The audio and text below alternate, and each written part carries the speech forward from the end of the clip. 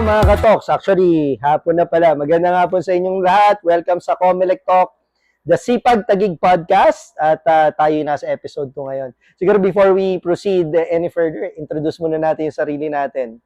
Hi, I'm Ruby. Hi mga ka-talks, I'm Kerjay. At ako po si Attorney Ellie, ang inyo pong mga host para sa episode na ito. Okay, so ano ba ang meron natin? Before we proceed dito sa topic natin for the episode 2, hindi ko alam kung ilan sa inyo sa mga nanonood ngayon ang nakapanood na ng aming episode 1. And hopefully, sino ba yung nasa episode 1 natin? Si Sir Ronnie. Sir Ronnie Villar and of course si Kervin. Yes. Sana natuto po tayo doon sa kahalagahan ng voter registration at actually ilang araw na lang matatapos na yung ating rehistro, no? For this registration cycle para sa paparating na halalan ngayong November, no, ang ating DSKE 2026.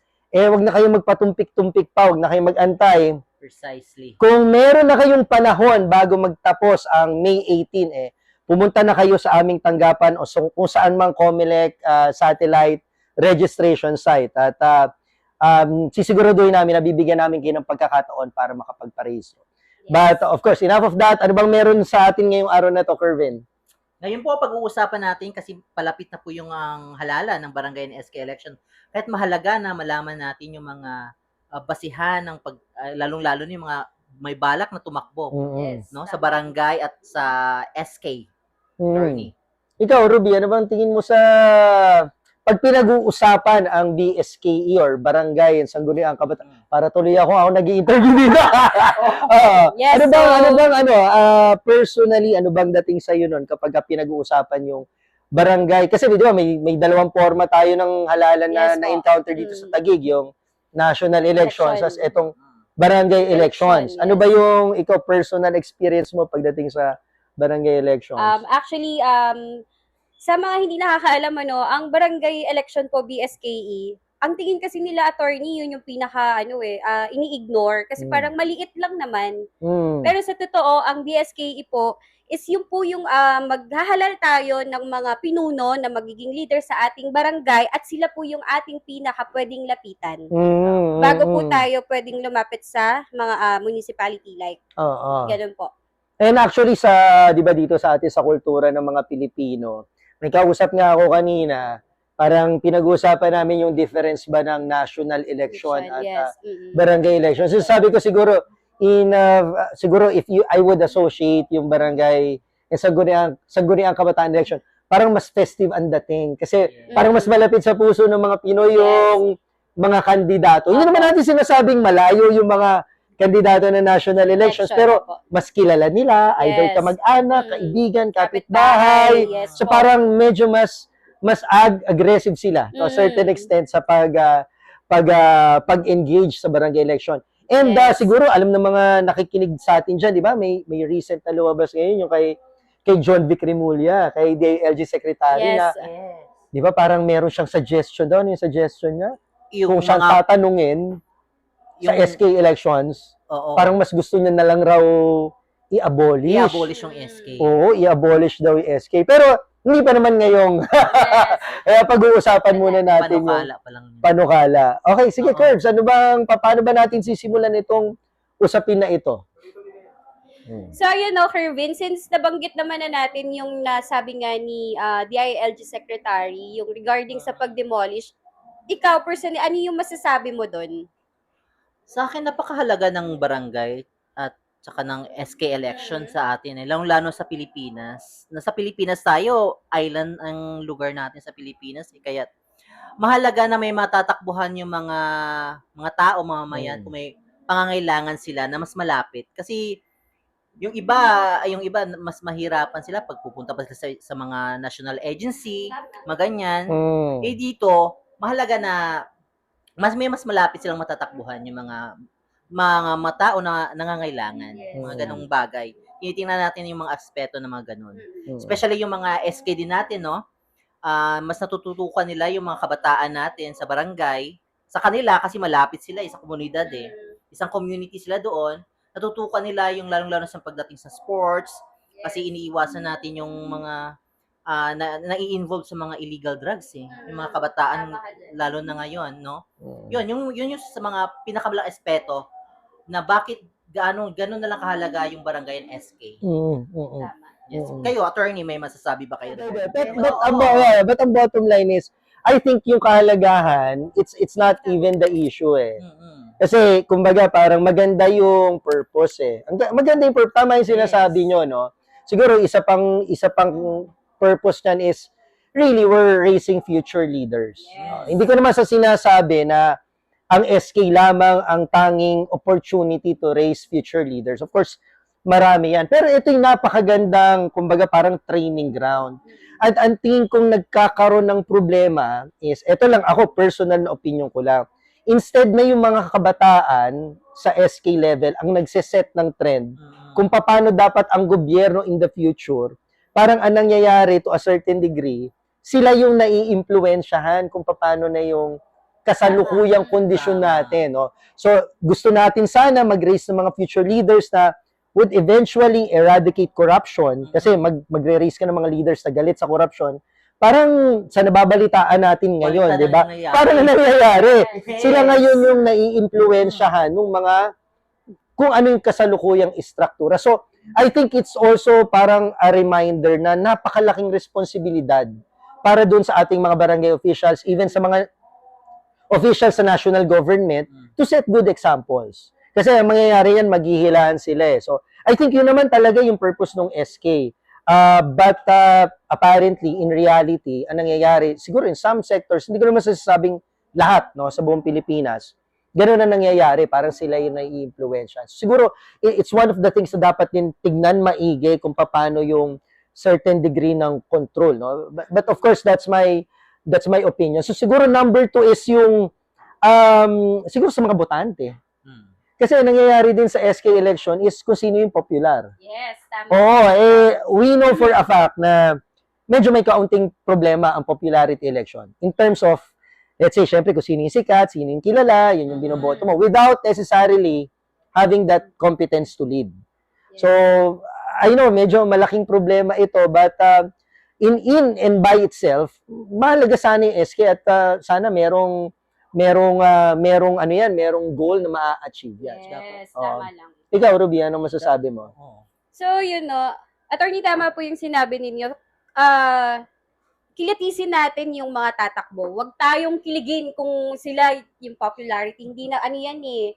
Mas alamin natin kung talaga bang may kakayahan silang magpatakbo at mag-organize ng mga dapat. Kasi lalo ngayon, attorney, ang Gen Z, alam naman natin. Diba? Yeah. Diyos ko, naliligaw na yung iba. So, maganda sana buhayin ulit natin yun, yung mga palaro sa mga barangay. Sila yung manguna.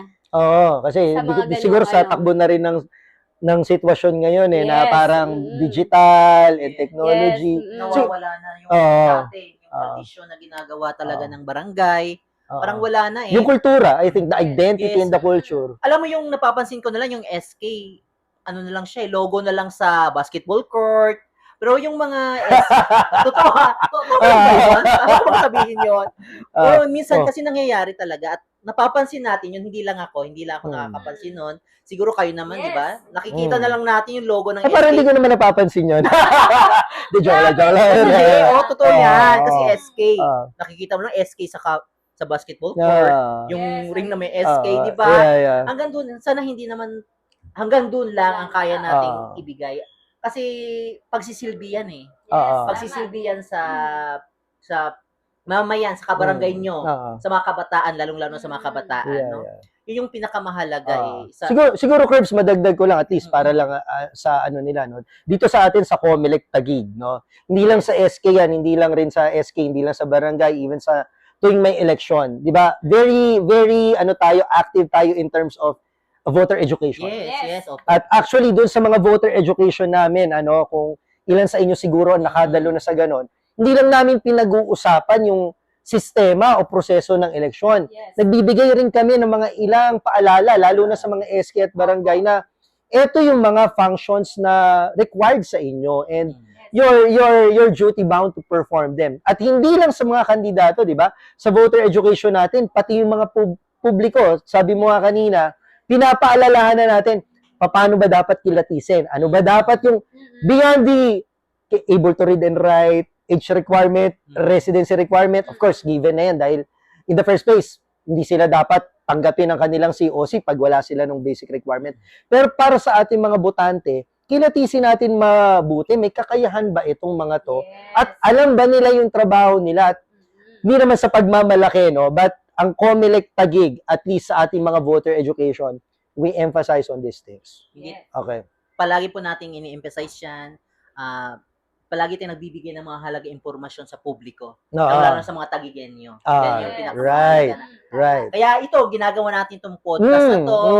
Ngayon pangalawang episode na po natin to, no? Napaka magandang... Ay, pangalawa na ba? Yes! Okay. Magandang way ito para lalong madagdagan, lalo na sa social media era na tayo ngayon eh. Mga kabataan, no? Lalong-lalo na.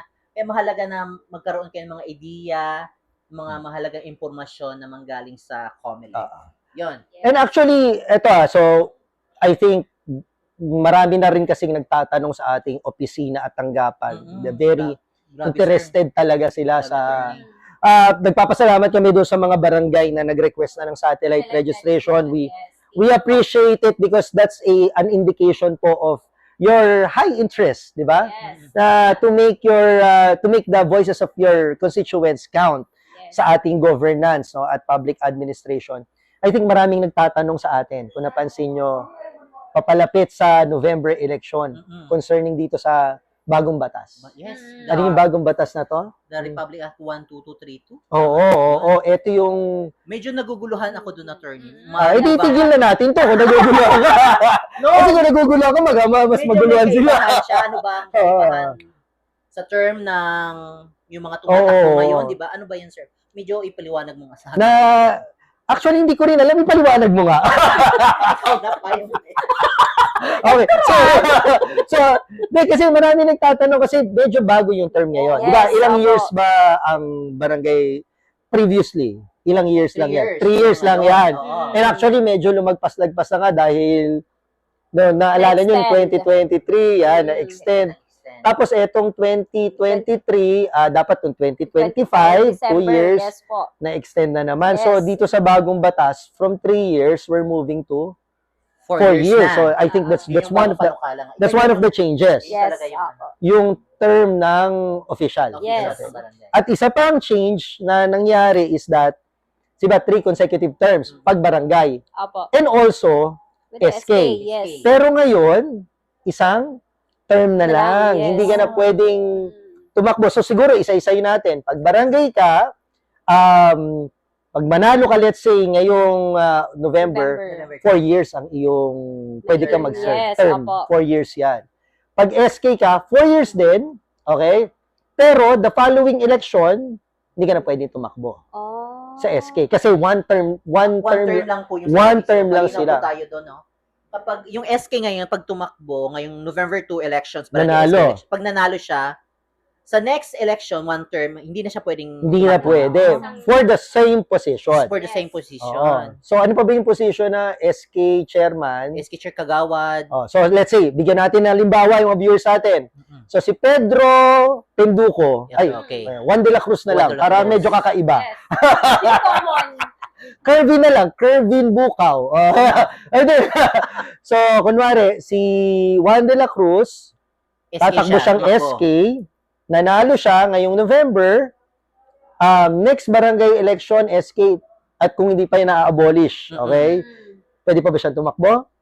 Hindi na. Hindi na, kasi one term lang. Okay. Siya. So, punta tayo ngayon dun, kasi malinaw, madaling maintindihan ng mga viewers yung one term. Okay. 4 years. Punta tayo sa barangay. So, kung kunwari, si Pedro Juan de la Cruz, medyo critical sa barangay, ha? Nanalo siya as barangay captain this November. Punong barangay. Pwede pa ba siyang tumakbo at manalo sa mga susunod na eleksyon? Yes. Hindi, I mean, ito ay unang term niya. Unang term. Unang term lang. Doon muna tayo sa unang term. Pwede pa. Pwede pa hanggang sa makatatlo, 3 consecutive terms in the same position. Yes. Pero kunwari, si SK chairman, nanalo siya, next election tumakbo siyang SK Kagawad. Pwede ba yan? Pwede. Kasi Because, hindi siya same position. Pwede ba siya? okay. So, linawin natin. Medyo nalilito Oo, ako. oo. Medyo Nalilito ka. Oo. Kung nalilito ko, di nalilito lalo yung nakikinig sa ulitin natin. Oo. So, pag barangay, nag-uusapan natin dito yung tatakbo pa lang ngayong November. Pero madaling ma-discuss yun. So, kung tatakbo ka ngayong November at nanalo ka, let's say, for a position, pwede kang tumakbo pa rin for barangay election, barangay position, yes. barangay. Pwede kang tumakbo at manalo for that same position for 3 consecutive terms. Yes. Okay. Pag ikaw naman ay SK, isang beses lang for that position. Yes. Okay. Tama. Pag barangay ka, nanalo ka for 3 consecutive terms, sa pang-apat mo, pwede ka pa ba tumakbo? Pwede for a different position. Yes. Pag SK ka naman, nanalo ka, sa susunod na election, pwede ka tumakbo, of course, for a different position. Yan. Yes. Madaling maintindihan yan. So, Ngayon, napakalinaw, di ba? malinaw yan. Mm. Ngayon, ang karamihan na nagtatanong sa atin, incumbent. Yan, magandang pag-usapan Nagtatanong, natin kasi yan. parang, sabi na, attorney, pwede pa naman siguro kasi first time naman to sa batas na to eh. So, back to zero. Parang Yes. gano'n eh. Kumbaga sa utang, erase na ulit, tabla-tabla na. Oo. May idea ba kayo kung kung anong tingin nyo? So, kung kunwari, si Pedro, o balik tayo kay Juan de la Cruz. Si Juan de la Cruz, nung 2023 election, ikatlong term niya na. Pangatlong term niya na. O, ngayon, lumapit si Juan de la Cruz kay Siya ay punong barangay. Lumapit si Juan de la Cruz kay Kervin kasi taga-Comelec eh. Oo. Sir Curbs, sabi niya ganyan. Gusto ko ulit tumakbo ngayong November 2 Yes. as punong barangay. Pwede pa ba siyang tumakbo, Curbs? Hindi na siya pwedeng tumakbo. Mm-mm. Yun yung nasa batas. Okay. Kasi pang-apat na eh. Oo. Nakatatlong term na siya noong Okay. 2023. Ngayon na-extend lang siya. So, pag nakatatlong term ka na, hindi ka na pwedeng tumakbo. Oo. So, ang bottom line is, etong batas na to, hindi na ito pinuputol yung number of consecutive terms mo Yes. prior to the passage of this law. So, kung nakatatlo ka na previously in the same position, Hindi na pwede. hindi ka na pwede. Counted pa rin yan. Okay? Ngayon, kung kunwari sabihin ni Juan de la Cruz, Sir Curbs, bababa akong kagawad. Ayun pwede. Pwede yun. Pwede yun kasi Kasi different. position na Oh, siya. yan. Okay. Pwede. So, si Ruby, let's say, ganito Ruby, pumunta si Juan de la Cruz. Nung 2023, ika-second pa lang niya. Second. Nakadalawa na siya nung 2023. Ngayong 2026, same position si Juan de la Cruz, barangay captain. Tama ba? Punong barangay. punong barangay. Pwede pa ba siyang tumakbo? Yes, attorney. Kasi doon pa lang papasok yung pangatlong term. Yes. Oo. Diba? So, malinaw po mga katoks. Oo. For sure, nagigets nyo naman po yung ating bagong batas. Oo. So, basta ang punto natin dito, kung ikaw ay incumbent, tuloy yung bilang mo. Yes. Tuloy yung bilang mo netong mga nakaraang Pangalawang term mo pa lang, pwede yon. of course, Yes. pwede yon. Kasi parang ikatlo mo pa lang to, Oo, kung yes. mananalo ka man. Yes. Basta ang bottom line, hindi dahil pumasok tong batas na to, back to zero. Back to zero, refresh. Oh, yung Hindi, no. fresh start. Oh. Oo. Ang magiging fresh start mo lang dito is yung number of years na pwede ka Number of mag-serve. years. Pero yung consecutive terms mo, bilang pa rin yan. Okay. Pero 4 years na sila. 4 years na. 4 years Oo. na. But Maganda, di ba? one whole term na yan. 4 Oo. years. So, kung 4 years yan, 2026, ang next election yan supposedly is 6 plus 4. 2030? 2030 lalabas. yes. Oo. Pero yun na, may mga nagtatanong kasi sa akin, at least i-guarantee lang natin yung mga nakikinig sa atin. Kasi I've been getting these questions po na, Lalong-lalo na, palapit na yung filing of candidacy. oo, parang, hindi, meron mga nagtatanong actually na, attorney, tuloy ba yung barangay in Yes. Sangguniang Kabataan election? So, Crisis daw, crisis. so siguro at least no, i-dispel lang natin sa ngayon po mga kato sa ating mga constituents sa Comelec dito sa atin sa syudad ng Taguig, tuloy ang halalan. Yes, Okay, tuloy na tuloy.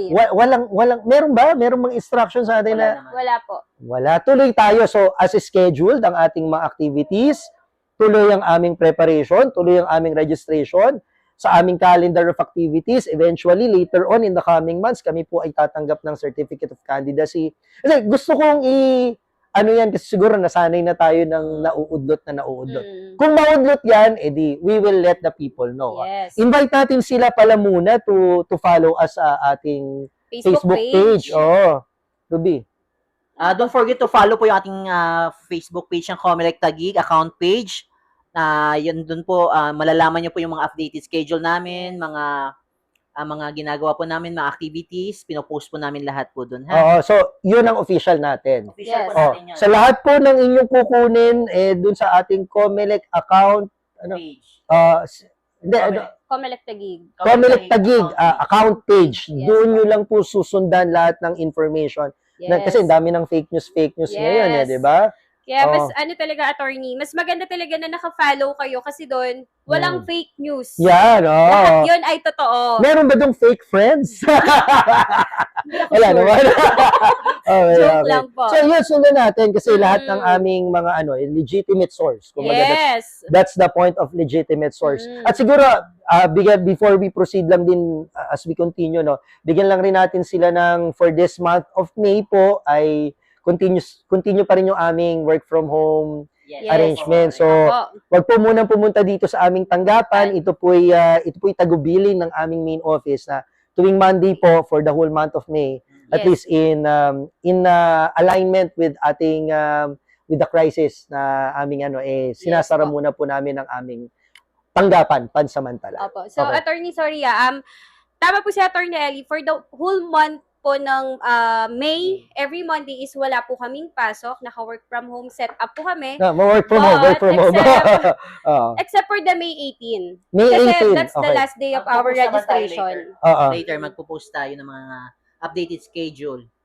Oh, Yes. including the venue of our we're planning, of course, sa ating mga tagapakinig, no, to move, although malaki na ang ating tanggapan in terms of the volume of Mm. applicants that we can accommodate. Nagpaplano po kami sa mga susunod na araw, lalo na sa last day, na lumipat sa mas malaki pang venue. Yes. Siguro sa siguro Lakeshore? hindi, tignan muna natin. Inform muna natin sila. Yes. Kaya Okay. better talaga naka-follow sila para updated po kayo at hindi po masayang yung inyong oras at araw na pagpunta po ng Comelec. Okay. Ano naman yun, nakapost lahat ng Mm-mm. mga activities, calendar, yung mga schedule ng mga barangay. Punong-puno po kasi tayo yung mga schedule na yun. Oo. Actually, may mga nagre-request pa. Which is nakakatuwa. wala na. Hindi kami nagre-reklamo, nakakatuwa po yan. Gustong-gusto po namin yan na maraming nagre-request. At para na rin syempre maiwasan Yes. yung mga last day. Hindi ko alam kung napag-usapan nyo dun sa episode 1, yung mga last day na... Oo. Minsan, sana naman Last wag minute sasama, show. wag sasama ang ating loob, no? Pero Yes. bilang mga Pilipino, talagang yan na ba ang naging practice natin at kung Yun. Parang yun na yung naging habit ng mga Pilipino. oo, na sana naman ay hangga't maaari maiwasan natin. At siguro napakalaki na rin ang pinagbago ng Yes. Comelec Taguig in terms of dati ginaabot tayo ng hanggang gabi. Oo. Ngayon hindi na halos po yan. Yes. Hindi na halos, hindi na talaga yan nangyayari. Yes, Hindi na. attorney. Kasi, yun nga po, nabanggit nga po kanina, na nag-voters education po kami kapag ka po meron kaming satellite registration. So, dun po, madalas pagka po, sinasabi po namin na wag na sumabay, attorney, sa last day. Oo. Tanggalin natin yung practice ng gano'n, tayo mga Pilipino na mahilig sa last day, Oo. last minute. Kasi, At para sa kanila yon, Yes, hindi para sa yes. atin yon Yung ating reminder na wag silang pumunta ng last day, hindi dahil sa ayaw namin ng Apo. trabaho, kundi para sa Sa inyo, inyong yes. convenience at Mm. seguridad. At Kaya nga tayo na Comfort. yung lumalapit sa kanila, nagbabarangay Yan. tayo, pupunta tayo doon, Oo. nagkakandak tayo ng satellite voters registration. Kaya hindi na sa mahirapang pumunta attorney, dito. magbibigay lang po tayo ng, eto, hindi to fake news. Mm. Yung calendar of activities Ano, po fake news? natin. Fake news? Grabe sa fake news. Okay, Yan. fake news. So, Kervin, ano nga ba ang mga aabangan pa nila?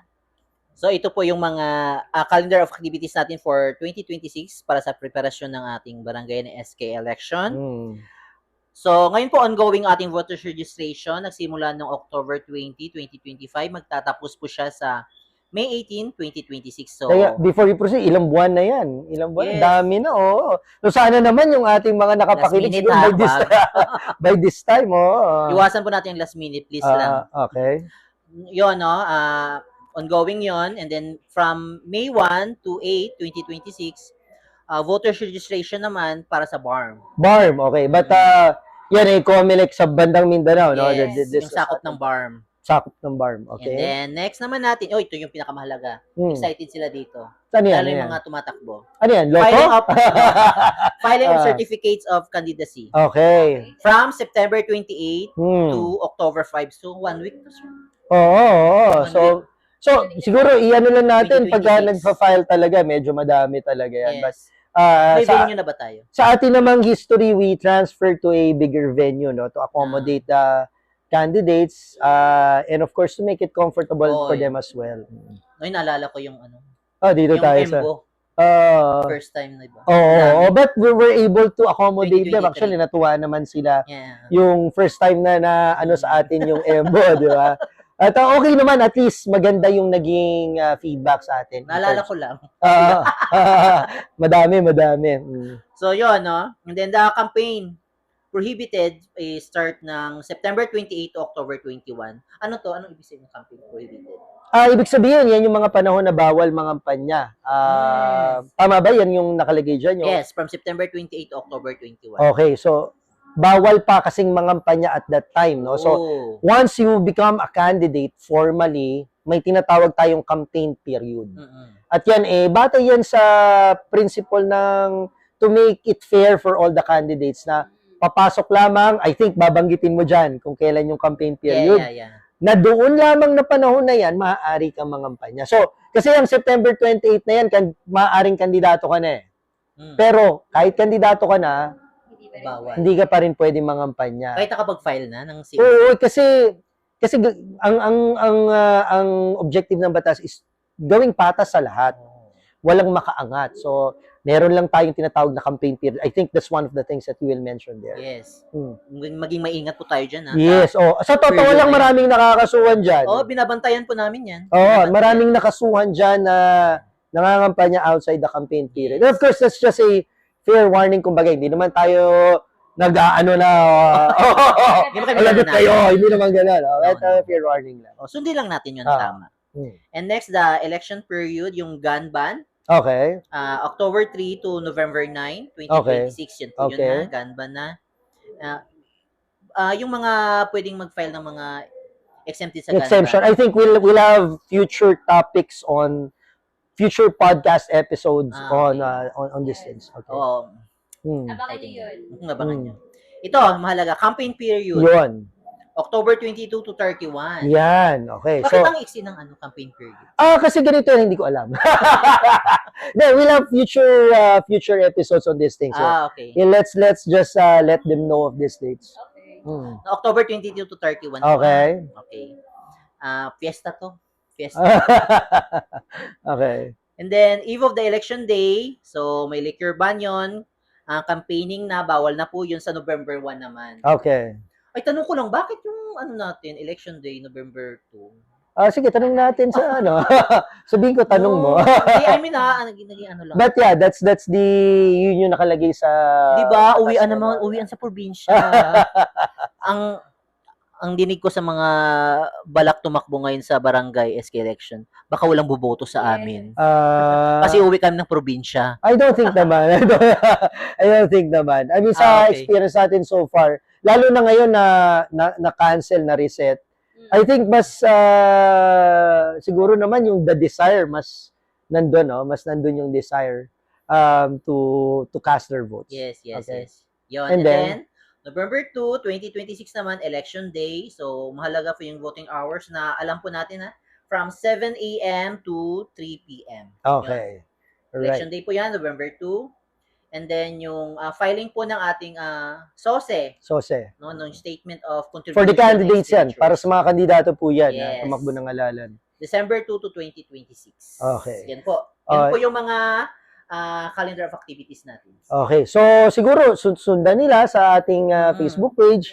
Nakalagay naman po yan. At siguro madagdag ko lang para sa ating mga minamahal na tagigenyo, meron po kaming mga in-institute na mga konting innovation Yes. that we will be unfolding in the coming months po at hopefully ito po yung makapagdulot ng ginhawa sa inyo Yes. sa araw ng halalan at siguro kahit bago maghalalan. Tignan natin how this would work.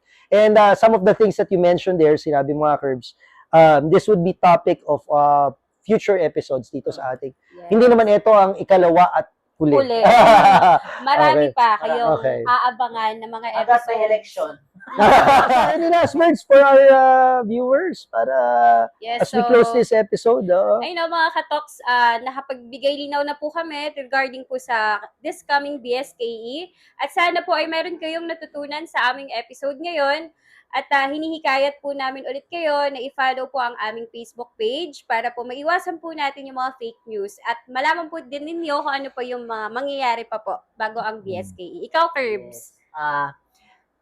Hindi lang dito nagtatapos yung ating mga episodes. So, marami pa tayong aabangan ng mga episodes patungkol lalong-lalo na palapit na po ang ating BSK at painit na.